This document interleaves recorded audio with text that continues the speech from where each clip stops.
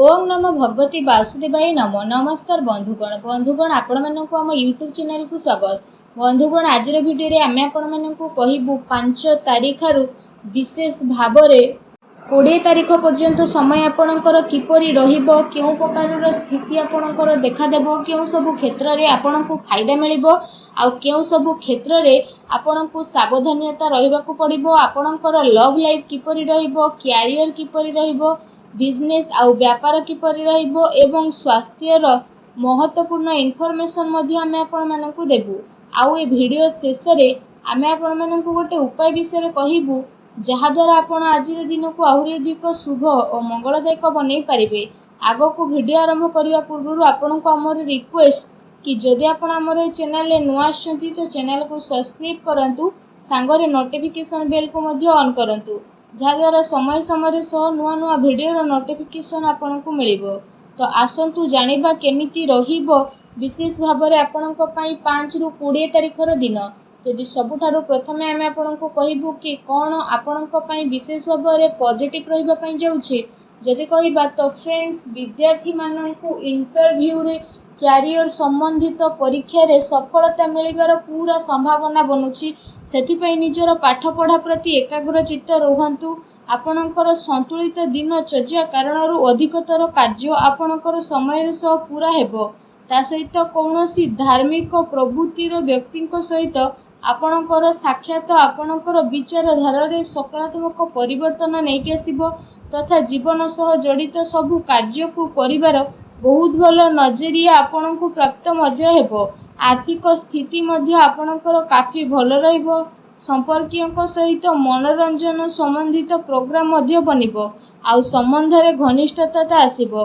पूर्व किछि समय जो सबु कार्य प्रति आपण परिश्रम करुथिले एबे से सबुर शुभ परिणाम आशा ठारू अधिक आपणको प्राप्त हेबो। धार्मिक कार्य प्रति मध्य आपणकर रुचि बढ़िबो।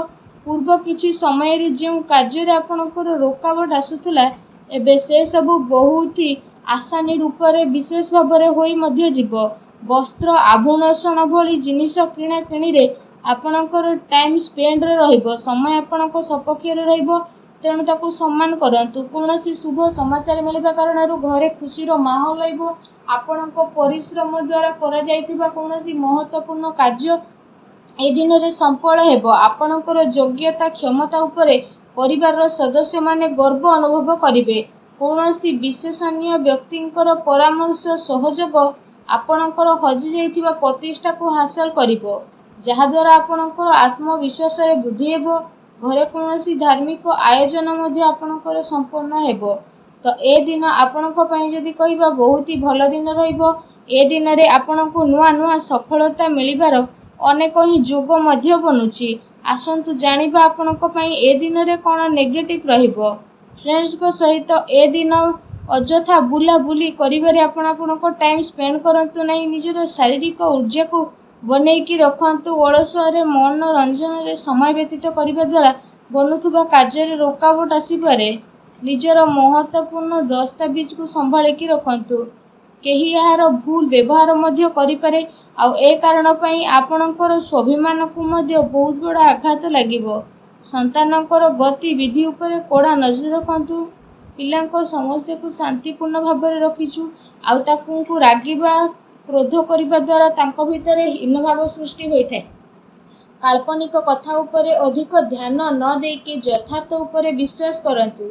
किंतु ध्यान रखंतु कौनसी भी कार्य को करिबा पूर्वरु तार भल खराब स्थिति विषय रे आपण विचार अवश्य करंतु, कारण किछि भूल हेबार संभावना मध्य रहिछि। ता सहित अधिकतर समय घरु बाहर को व्यतीत करबा को मध्य पड़ी पारे। किंतु सफलता प्राप्त करबा पई मर्यादार ध्यान रखिबा आपणक पई आवश्यकता रहिछि। कोनोसी भी अनुचित कार्य आपणकर क्रोधपूर्ण व्यवहार आपणकर योजना को बदलैबो, तेणु सावधान रुहंतु। अन्यर सुझाला उपरे गंभीरतार सह विचार करंतु तथा अजथा खर्चरू बंचिकी रुहंतु। अचानक ही कोनोसी महत्वपूर्ण खर्च आपणकर सामना को आसी पारे। ता सहित कोनोसी निकट संबंधियों को द्वारा मतभेद हेबार पूरा संभावना अछि, तेणु सावधान रुहंतु। आसंतु जानिबा ए सब दिन रे आपणकर लव लाइफ किपरि रहिबो। विवाहिक जीवन स्थिति सुखमय रहिबो। प्रेम संबंध रे एसबु दिन में मजबूतता आसब प्रेम संबंध एसबु दिन आपणकर बहुत ही अनुकूल रहिबो। पारिवारिक गतिविधि रे आपणक सहयोग आ समर्पण वातावरण को आहरी अधिक खुशी भरा करदेव तथा आपसिक संबंध रे आहरी अधिक घनिष्ठता आसब। पति पत्नी संबंध रे मधुरता रहिबो। कौनसी भी महत्वपूर्ण कार्य रे निजर जीवन साथी परामर्श अवश्य नियंतु। ए दिन आपणकर प्रेम संबंध मजबूत बनैबा पई गोटे बहुत ही भल दिन साब्यस्त होगाकू जाउछि। आसंतु जानिबा ए दिन रे आपणकर व्यवसाय कैरियर किपरि रहिबो। ए दिन रे ग्रहर स्थिति आपणक सपक्ष रे जीवो। किछि भल कार्य आपणकर सफल हेबो तथा लाभर उचित अवसर आपणको प्राप्त हेबो। चाकरी पेशा व्यक्ति निजर कार्य को बहुत ही ध्यान पूर्वक करतु। कौनसी भूल हेबार आज संभावना मध्य रही। दैनिक आय रे वृद्धि हेबो। ता सहित संबंधित कार्य रे आपणक ध्यान केंद्रित करिवे। कौनसी बड़ अनुबंध मिलिबार संभावना रही। चाकरी पेशा व्यक्ति विशेष को निजर टार्गेट पूरा करने द्वारा लाभ मध्य मिल पारे। कौनसी नुआ स्थिति मिलवा कारण कौनसी भी डील फाइनल करने समय समझदारी एवं भावी चिंतिकी काम करंतु।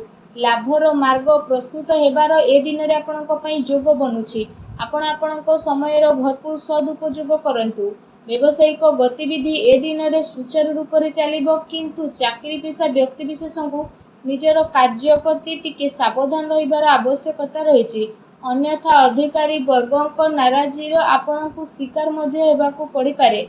व्यावसायिक विचार संबंधित रूपरेखा रे कौनसी भी कार्य को ए दिन रे आपण स्थगित करंतु। आर्थिक साधन रे आपणकर बुद्धि हेबो किंबा कौनसी प्रकार अनुचित कार्य को करबा ठार आपण दूरेकी रुहंतु। प्रॉपर्टी संबंधित कार्य रे पेपर वर्क रे आपण अधिक ध्यान दियंतु। टिके सावधानता आपणको बड़ मुश्किल असुविधा बंचई मध्य पारे।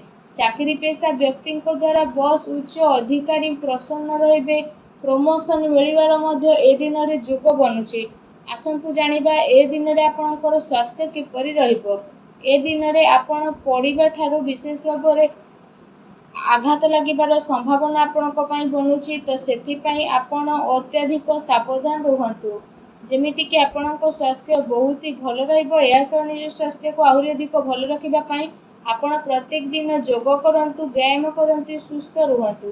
आसंतु जानिबा ए दिन रे आपणक पई कोन विशेष उपाय रहिछि।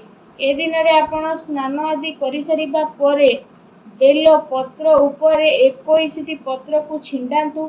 आ ए कथार ध्यान रखिबार अछि कि ए जो 21टी पत्र नेउछंती ताहा पूरा अखंडित होई नथिबा दरकार। ताकू नहीं कि भगवान शिवों पाखे अर्पण करंतु। देखिबे सबु नकारात्मक शक्तिर विनाश हेबो, शुभ फल प्राप्त हेबो। वीडियो केमती लागला कमेंट करके जणांतु। चैनल नुआ आसले चैनल को सब्सक्राइब करंतु। धन्यवाद।